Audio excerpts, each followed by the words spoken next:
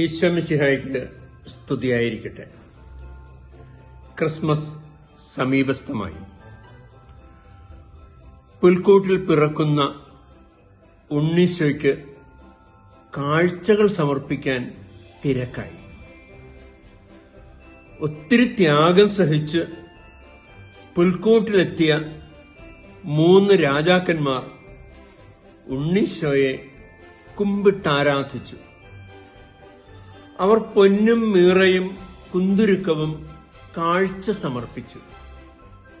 സ്വർണം ഈശോയുടെ രാജത്വവും, കുന്തുരുക്കം ഈശോയുടെ ദൈവത്വവും, മീറ ഈശോയുടെ രക്ഷാകരമായ മരണവുമാണ് സൂചിപ്പിക്കുന്നതെന്ന് സഭാപിതാവായ ഒരിജിൻ പറയുന്നുണ്ട്. പുൽക്കൂട്ടിൽ ഉണ്ണീശോയെ ദർശിക്കുമ്പോൾ കാഴ്ചകളും ഒരുക്കിക്കൊണ്ട് പോകണമെന്ന് ഇവിടെ ഒരു സൂചനയുണ്ട്.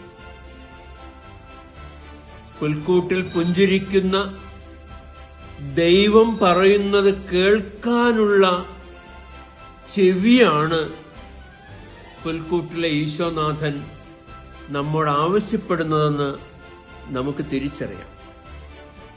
മകനെ, മകളെ, എനിക്ക് കാഴ്ചയായി നീ നൽകേണ്ടത് നിന്നെ തന്നെയാണ്. നീ നിന്നെ തന്നെ ഒന്ന് വെടിപ്പാക്കി എനിക്ക് സമർപ്പിക്കാമോ? എനിക്കത് മതി, അത് മാത്രം മതി. നമുക്ക് നമ്മെ തന്നെ നവീകരിക്കാം, വിശുദ്ധീകരിക്കാം, സുരഭില കാഴ്ചയായി ഈശോയ്ക്ക് സമർപ്പിക്കാം. ആമേൻ.